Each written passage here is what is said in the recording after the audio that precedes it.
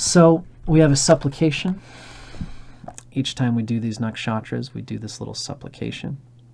And this is a prayer that comes from the Taittiriya Brahmana, which Dicara has picked together and put here as sort of a prayer of supplication to Mitra, the deity that rules this nakshatra.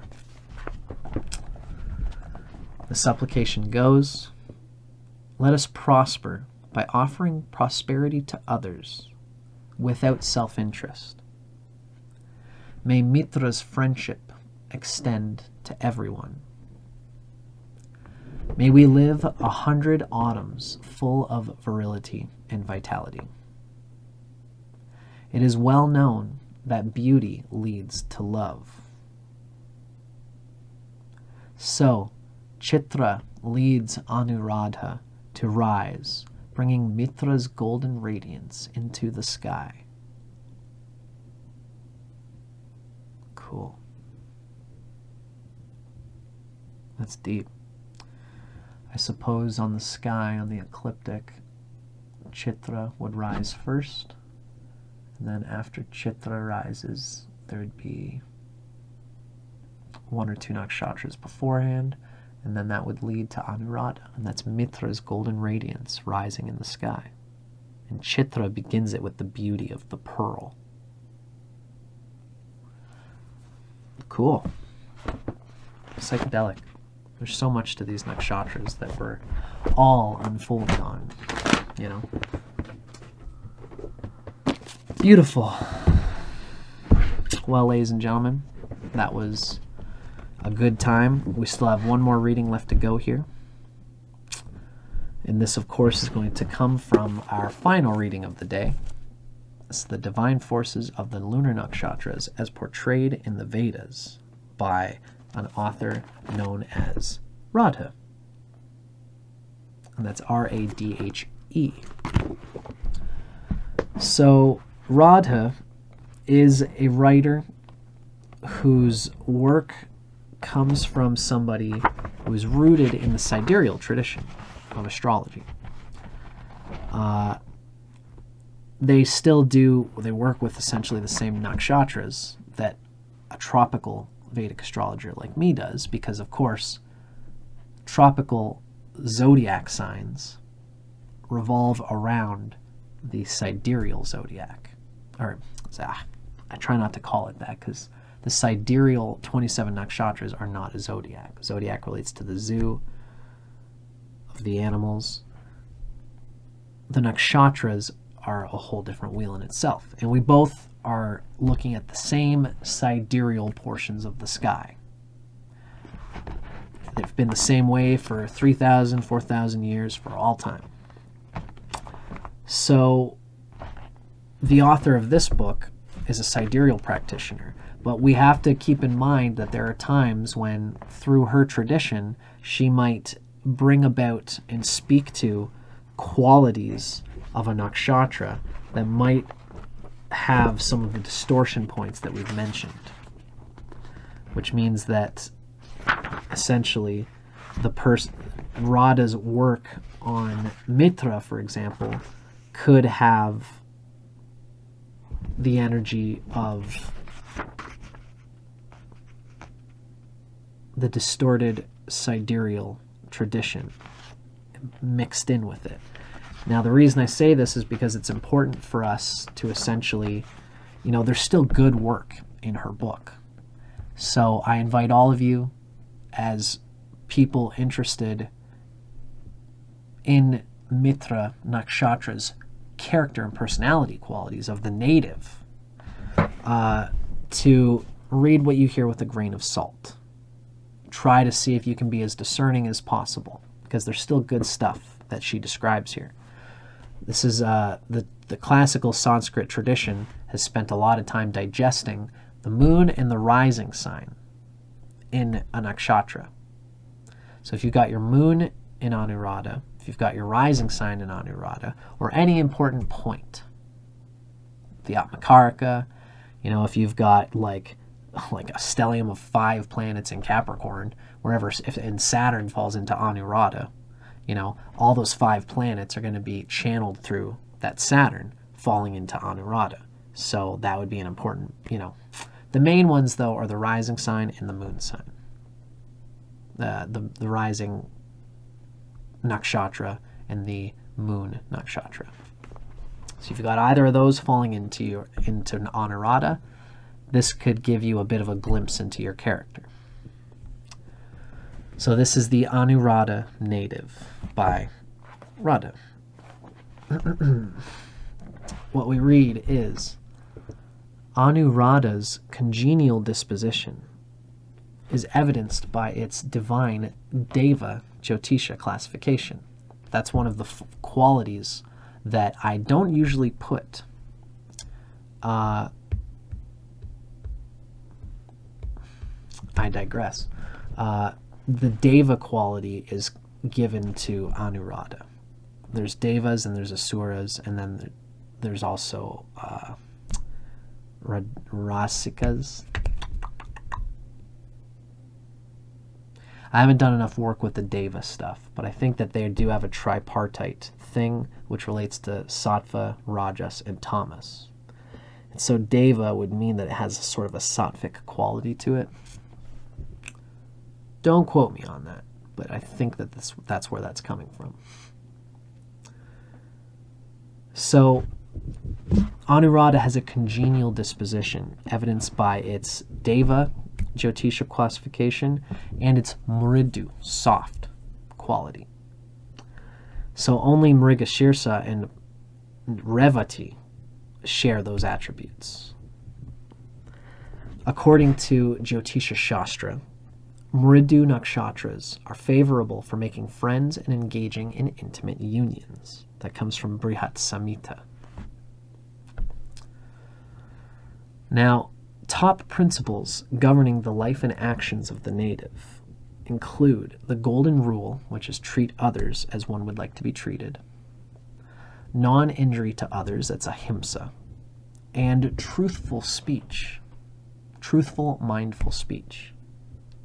Indeed, one can expect this native to be true to their word, assuming the same of others. The Mitra-ruled person often seals agreements with a mere handshake.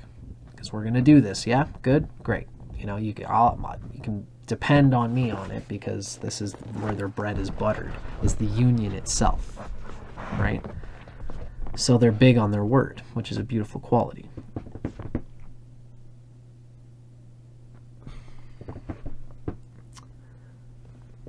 Nice to see you, Catherine Perry.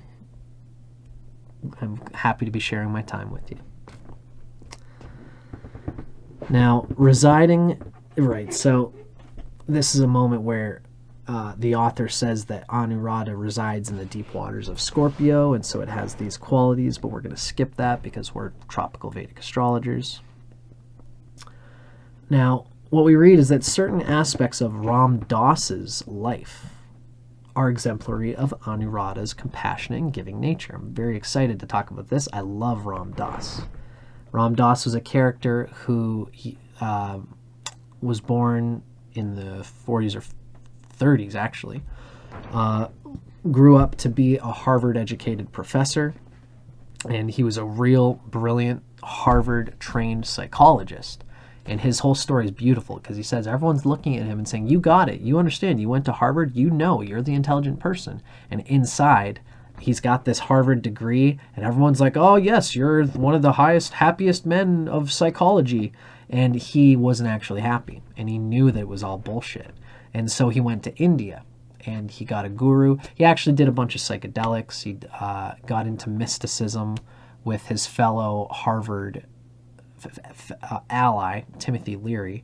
The two of them loved each other, and Ram Dass eventually went to India, and that's where he truly found his happiness. So Ram Dass has the moon in Anuradha, according to Radhe here. So Ram Dass's nature shows the compassion and giving nature of Anuradha. So eventually, having foregone the use of psychedelic drugs, Ram Dass embarked on a spiritual quest in India. At the same time, he worked selflessly and with great empathy to assist the homeless and the dying in particular. Ram Dass eventually helped found the Seva Foundation, whose primary goal is to treat blindness in developing countries. Interestingly, it's through Mitra's eyes that blinded Bhaga is able to see. Right, so Bhaga, who's the god, one of the Nakshatra deities, I can't think of which, Bhaga was blinded in the old Vedic stories, and it was through Mitra's eyes that Bhaga was able to see. That's interesting, I guess, because Ram Dass was treating, he founded a foundation that was treating blindness in developing countries. Importantly, Mitra is one of only a handful of nakshatras, devatas, that are rarely found competing in the divine contests of the gods or the countless battles against the asuras. Mitra, the deva, so Mitra is one of the nakshatra devatas, and he doesn't carry even a single weapon of combat. However, the Anuradha native eventually realizes that he must develop strategies to survive in this dog-eat-dog world. For example, Mitra pairs up with formidable Varuna in order to uphold his value of ahimsa. This duo, it's Anuradha and Shatabhishek, which rules Varuna. This duo and their good cop, bad cop act works most effectively. Like Mitra, the native is particularly adept in situations where cooperation between others is sought, but power and authority are imposed by another. Another example of this is the divorce counselor, Mitra, who does his best to amiably reconcile a couple's differences, and the judge, Varuna, who declares the terms of the divorce settlement and custody arrangement. So, Mitra is a divorce counselor who is honest and amiably reconciles the couple's differences, hopefully, ideally. And then Varuna, if Varuna's working well in a person, then there'll be a good judge who sees the genuine intent that Mitra expresses. Other promising avenues for these two include a career. Oh yeah, so actually, this is just for Mitra. So these are promising avenues for Mitra in career. Include a career as a negotiator, an arbitrator, a counselor, or a therapist. Because Mitra can really see what the person is for who they are in a lot of ways, and can have compassion for them, which is very useful in therapy and counseling. I'm reminded of, there's a classic image of the difference between Carl Jung and Sigmund Freud. Carl Jung would be seated with the person, and the person's right here with Carl Jung. Carl Jung is holding their hands and listening to their story, has his hand on his heart. I understand. I understand what you're going through. I really feel it. Now let's talk about how we can work through it. What Sigmund Freud would do is that he would get his patient to lay on the bed, and Sigmund Freud would stand behind their head as if he was this domineering, overlooking father figure and saying, "Now tell me about your mother." And he's not holding his hand and being compassionate and really getting into the therapy and the counseling with the person. He's overlooking from this fatherly, stark perspective and pinning the person with things that would cogitate realizations of why the person is living their life wrongly. So there are two different methods of psychological analysis. I'm more of a Jungian guy myself, but it goes to show that there are different ways of dealing with psychology. Not to completely diss the Freudian thing, you know. I'm not a psychologist, so I can only say so much about it. But I think Anuradha caters to more of the Carl Jung approach the reason I brought this up. More of the holding the hand, having the true compassion to be a therapist in this way for a person. Mitra ruled Anuradha. Sounds pretty lovey-dovey for a nakshatra located... Okay.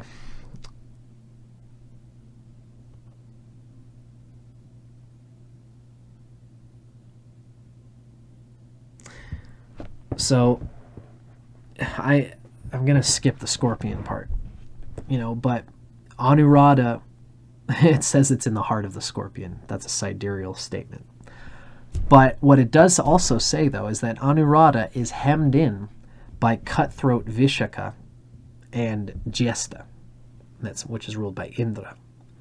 So there's Vishaka, there's Anuradha, and then there's Jyesta. Vishaka and Jyesta are probably the most cutthroat characters in the zodiac. Aha. In the nakshatras, because the nakshatras are not a zodiac. Excuse me. Have to get my language down. But Vishaka and Jyesta are the most cutthroat amongst nakshatras. And Anuradha is between them, so it's kind of hemmed in. So just as Mitra willingly abandons his virtue of ahimsa when under great pressure, affliction and other planetary conditions can bring out the other side of Anuradha. In this case, harmonious and stable friendships can be impossible to sustain, for one's own needs trump those of friends and family members. So this is an independence. I'm stuck on all these people, and I want to be independent. I want to have my own life. I don't want to depend on these people. I want to be self-reliant. This causes us to unnecessarily burn bridges and cut ties that we didn't really need to cut in the visceral way that we did if there's afflictions in Anuradha. So similarly, Mitra being this truthful person, ideally there's an innocence that comes from the mindful truthfulness of Anuradha. But the truth in speech theme of Anuradha can be an excuse for blunt and hurtful words. Or the native may reject truthful speech altogether and work on perfecting the art of verbal manipulation. When things go awry in the chart, especially when there's strong afflictions in Anuradha, compassion becomes attachment, and the golden rule becomes an eye for an eye philosophy. If you're going to do that to me, I'm going to do this to you because we're bonded and that's what we're doing. So this is an example of where Anuradha can go very awry when it's afflicted, like I said. The two extremes of this nakshatra are as different as Hello Kitty and Darth Vader. Darth Vader is a good guy who crosses over to the dark side of life. So Anuradha can become... can take it very personally and lead to great bitterness when they find that people have abandoned them because, again, especially depending on the affliction, Anuradha expects that they're going to have soul bliss with other people. And when there's afflictions in Anuradha, sometimes life isn't going to give it to you. And when life doesn't give it to you, the inverse of the bliss of climax and orgasm can turn into like a, what's the word? Like an incel type of consciousness. They feel victimized. The world never gave them a chance to have this bonding. While everyone else does this bonding thing so naturally, everyone must hate me. It must be my problem. It must be because of something that they're doing. And there's a bitterness. We could see how this bitterness can come through afflictions in Anuradha. It can be a very painful and scary thing, which is something that I didn't even read into that side of it, but I see that in what we're reading in this reading by Radhe. Now, some of what I just said is kind of me rolling with my intuition. Some of it is bouncing off of what Radhe is saying here. We still have to keep in mind that Radhe is a sidereal practitioner. She might be reading some of this from the fact that anciently Anuradha existed completely in Scorpio. So having the moon in Anuradha, they correlated it with moon and Scorpio qualities. which nowadays the moon can be in Anuradha. It'll probably be in Sagittarius, which is very different, much happier, peppier. But still, I think that what we've read here can be seen to have, it does make sense that there would be this dark side to the bliss hoped for in Anuradha when there is strong afflictions there. Or just simply when the person has the moon or the rising sign here and they've got difficulty happening all throughout the chart, these feelings of victimization, if I never got the love that I sought, it's the universe's fault. These kinds of qualities will come out. And so if you're an Anuradha person, look for those signals within yourself as a signifier that the universe isn't actually out to get you, and you're not necessarily a victim of circumstances. You are just experiencing the backdraft of a hope that is natural and healthy inside of your lunar asterism, but which has gone awry at this chapter in your life, and you can see that it's gone awry because these feelings are coming up, in which case you would do well to get into relationship counseling, to get into some kind of psychological therapy that's going to show you and help you get this desire in balance so that you're not struck and debilitated by the feeling that there's a soul partnership that you're missing out on. Developing that independence while not leaning towards the incel extreme of being so independent that you can't relate with people at all, because that's only going to further fester the feeling that you are not bonding. So that's the best advice I could probably give in terms of if things are really going awry for an Anuradha person in a chart. Ultimately, Anuradha is built on positivity and bliss, and most people, I think, won't have such problems. But if you do have those problems, it means you're not strange or out of the ordinary. Everybody has these moments in life. Even if you've got good things going on in your chart, these moments happen. And there's always people who can help you, whether it's an astrologer or a psychological counselor or your friends. In your case, the feeling of the antagonism would maybe cause you to not ask for help. I'm here to tell you that it never hurts to ask for help. That's the wisdom of the moon. Use that wisdom wisely and allow what we've read here to be a marker for when you might do well and be well served to ask for help. Okay? I hope that's helpful.